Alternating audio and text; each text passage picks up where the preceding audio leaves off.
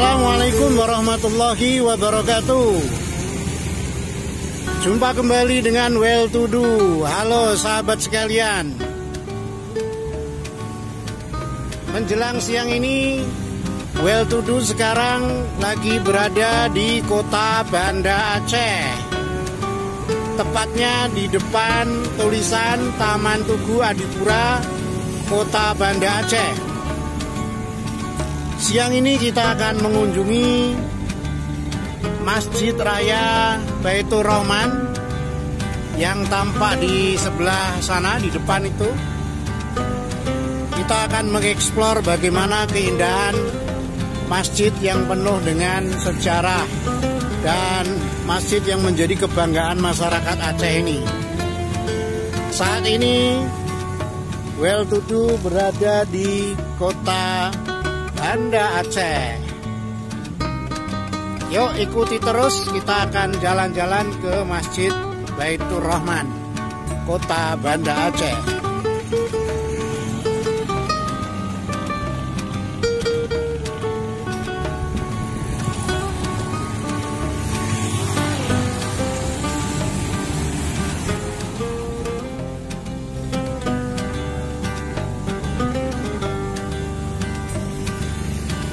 Sahabat Well To Do, kita sekarang sudah berada dekat dengan Masjid Baitur Rahman, tepatnya di depan Masjid Baitur Rahman. Ini adalah Barata yang dulu pernah menjadi mall yang cukup ramai, namun sekarang cukup sepi.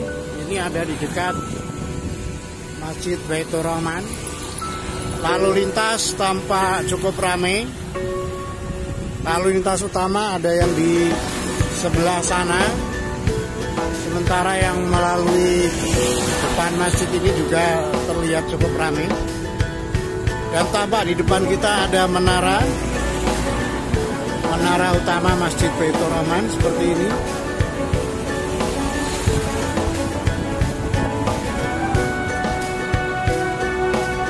Lanjutkan lagi mengeksplor, nanti kita akan masuk ke dalam komplek Masjid Baitur Rahman Banda Aceh. Sekarang kita lihat dulu penampakannya dari depan masjid. Seperti apa penampakannya dari depan masjid?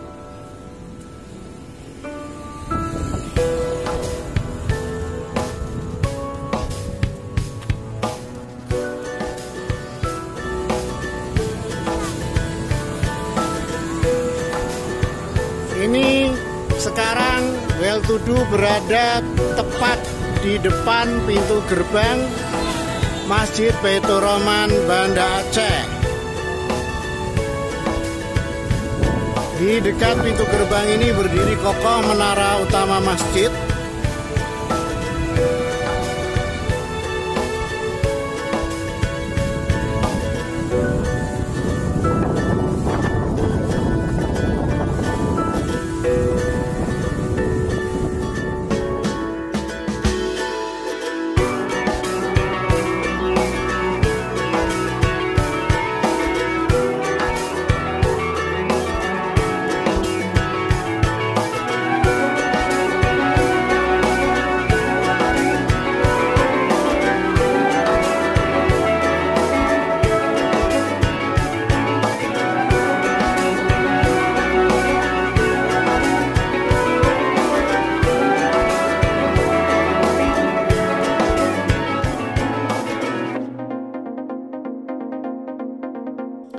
Hampir 11 tahun setelah peristiwa gempa dan tsunami, atau tepatnya pada 28 Juli 2015, pemerintah setempat melakukan pembenahan pada landscape dan infrastruktur masjid dengan melibatkan BUMN Konstruksi PT Waskita Karya. Sebuah bangunan bawah tanah dibuat sebagai lokasi parkir kendaraan pengunjung dan jamaah berkapasitas 100 kendaraan roda 4 dan sekitar 200 roda 2. Letaknya tepat mengelilingi bagian bawah Tugu Aceh Daerah Modal. sebuah menara setinggi 51 meter di sisi timur bangunan utama masjid. Tepat di bagian tengah bangunan bawah tanah ini terdapat koridor berkaca sebagai penghubung para pengunjung berkendaraan pribadi menuju pelataran masjid. Sebagian dindingnya terbuat dari kaca dan sebagian besar lainnya dilapisi keramik mengkilat ditambah ornamen penghias warna emas. Dekat pintu masuknya terdapat loker penitipan barang dan alas kaki. Koridor berlantai keramik putih dan hitam ini memanjang sekira 200 meter. Ada 2 titik untuk tempat berwudu bergaya modern dengan lantai dan tembok berornamen marmer.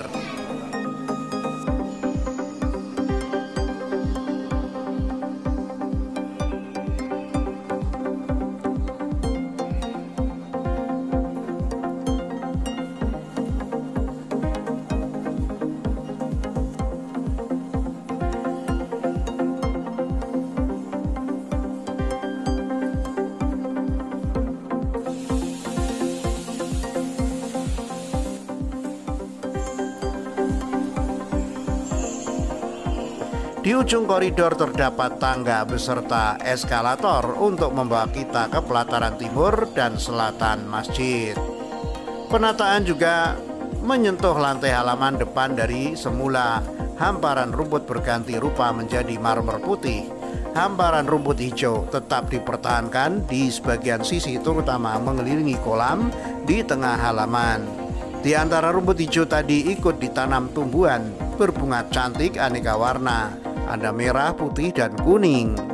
Semula kolam ini dibentengi oleh pagar besi di sekelilingnya, sehingga menghadirkan kesan kaku. Tetapi ketika renovasi dilakukan, pagar-pagar besi itu dibongkar dan perannya sebagai benteng kolam tergantikan oleh kehadiran rumput hijau dan aneka tanaman hias. Ini membuat suasana sekitar kolam menjadi lebih segar. Keindahan kolam bertambah dengan air mancur menari dengan sorot lampu warna-warni dari dasar kolam. Di halaman juga terpasang 12 payung raksasa, masing-masing 6 di sisi selatan dan 6 lainnya di utara. Pengerjaan pemasangannya dilakukan November 2016. Payung-payung senilai 10 miliar rupiah per unit ini dipasang dengan jarak antar tiang sekitar 10 meter. Dapat dibuka tutup mirip cara kerja payung seperti yang kita pakai, hanya bedanya dikarenakan oleh postur besarnya, payung-payung digerakkan secara elektrik. Dalam 3 menit sudah terkembang. Proses buka tutup payung pun berlangsung sangat sunyi, tidak terdengar suara mesin elektriknya. Teknologi payung elektrik ini diciptakan arsitek asal Jerman, Mahmud Bodorash. Payung-payung ini berbahan dasar kain terpal berserat sintetis khusus jenis polyterephthalate fluoroethylene atau PTFE. Kain ini tahan terhadap sinar ultraviolet dari matahari, anti tapi, dan elastis. Kain jenis ini juga efektif menyerap cahaya matahari dan membuat sekitarnya menjadi lebih teduh. Kain warna putih dengan motif emas pada tepi dan bagian bawahnya ini menjadi daya tarik baru masjid, terutama ketika sedang dikembangkan. Bentangannya mencapai lebar 14 meter. Saat dibentangkan secara bersamaan akan muncul kanopi raksasa seolah saling bersambung dan menciptakan siluet unik pada permukaan lantai. Cukup untuk membuat teduh area di sekitarnya ketika mentari bersinar sangat terik. Ini membuat banyak pengunjung memilih duduk berteduh di bawah payung raksasa buah keahlian Rash. Tak sedikit dari mereka mengabadikan foto ketika payung terbentang menjulang setinggi 20 meter dari permukaan lantai. Agar mampu berdiri kokoh, payung ditopang oleh tonggak baja berkelir. Berkelir putih berdiameter 2 meter, setinggi 15 meter dan 5 meter di atasnya, berupa rangka penyangga kain-kain payung dengan ukuran besi lebih kecil. Di antara batas penyangga kain dan tonggak diberi ukiran warna emas, dan pada keempat sisi tonggak terdapat ornamen lampu penerang saat malam. Cahaya lampunya bisa berganti-ganti warna, kadang ungu, hijau, atau kuning dan sangat terang. Cukup untuk menyinari kawasan sekitarnya ketika payung sedang dikuncupkan, bentuknya mirip menara masjid.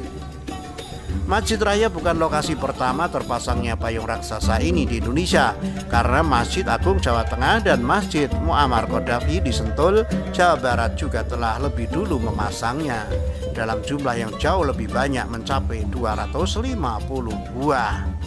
Payung-payung elektrik ras ini sudah memasangnya terlebih dulu di Masjid Nabawi, kota Madinah, Arab Saudi. Sejarah Masjid Raya. Masjid Raya Baitur Rahman didirikan pada masa kekuasaan Sultan Iskandar Muda dari Kesultanan Aceh Darussalam, tepatnya pada 1022 Hijriah atau 1612 Masehi. Masjid ini menjadi saksi sejarah kehidupan rakyat Aceh dan pusat pendidikan umat Islam, sekaligus simbol agama, budaya, jiwa, ketangguhan, dan perjuangan masyarakat Aceh.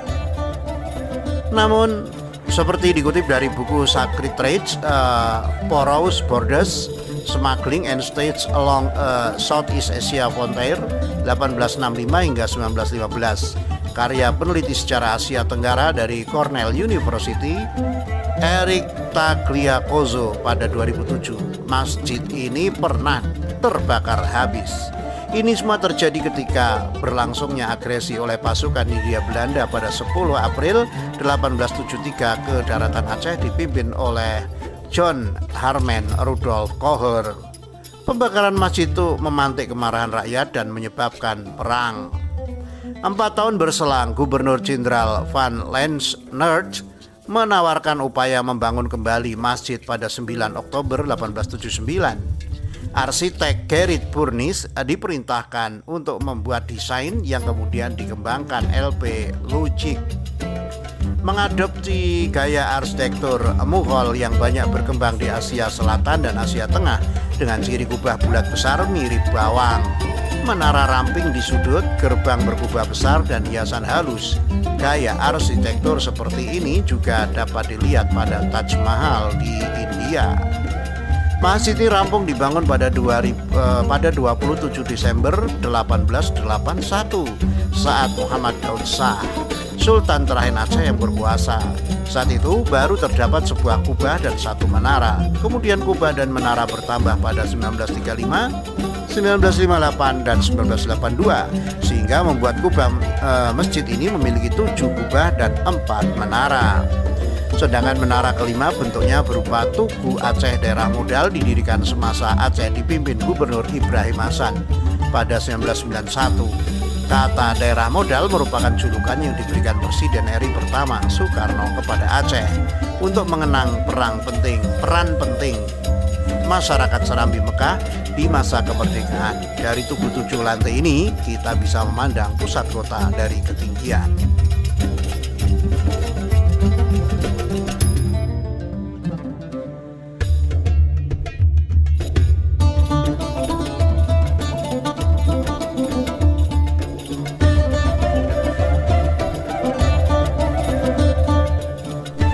Sekarang mari kita lihat bagaimana interior Masjid Baitur Rahman yang sangat fenomenal ini.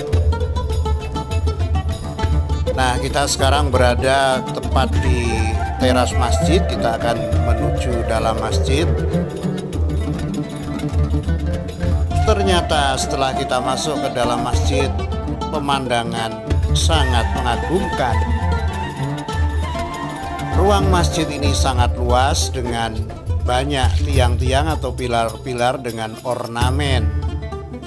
Ada ornamen-ornamen yang terbuat dari perunggu, berlapis perunggu di tiang-tiang ini.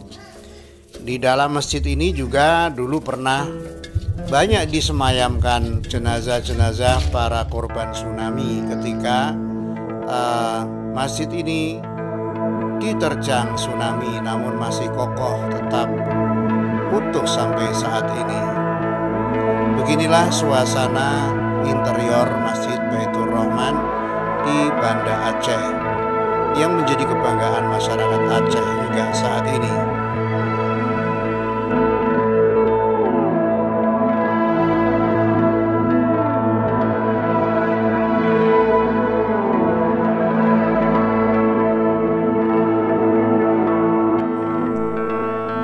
Masjid Raya Baitur Rahman, Banda Aceh banyak mengalami perubahan.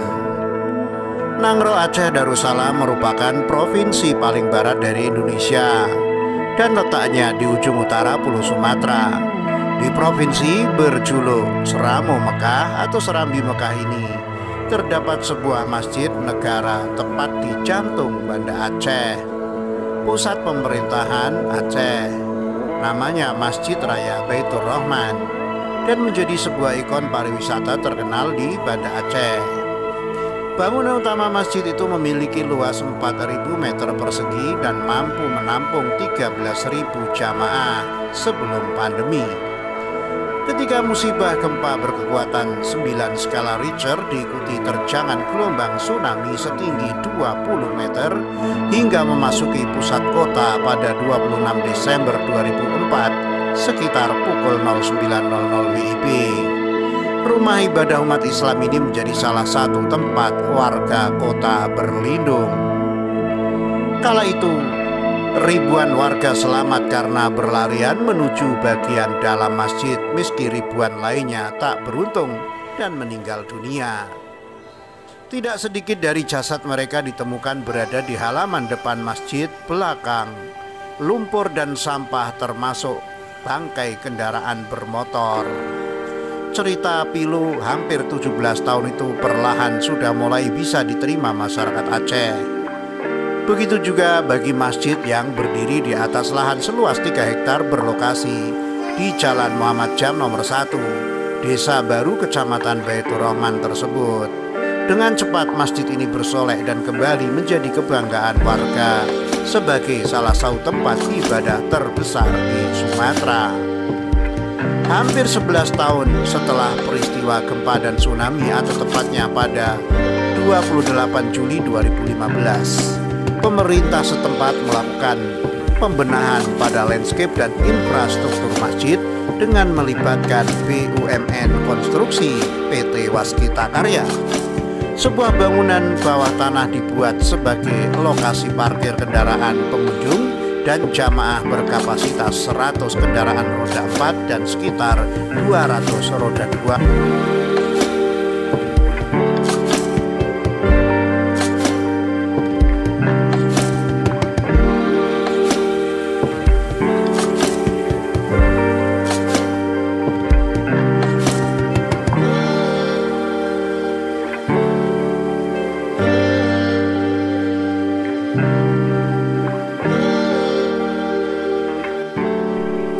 Di dalam masjid ini juga tampak beberapa lampu antik mewah yang tergantung.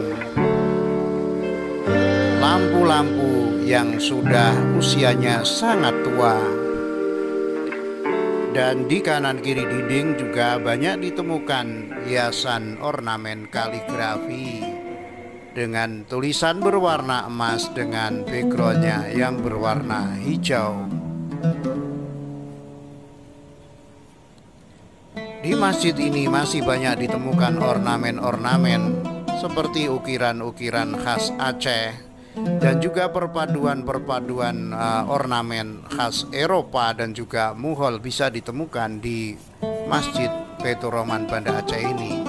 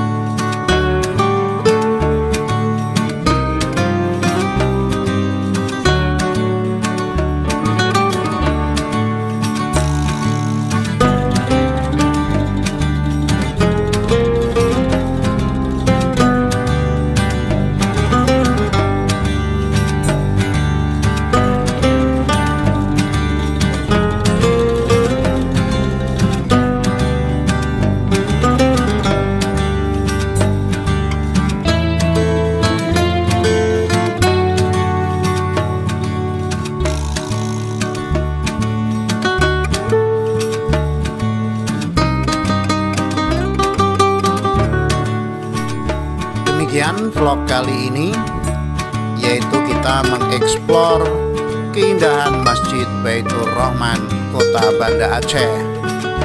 Semoga menginspirasi, menghibur, dan menambah wawasan. Demikian, wassalamualaikum warahmatullahi wabarakatuh.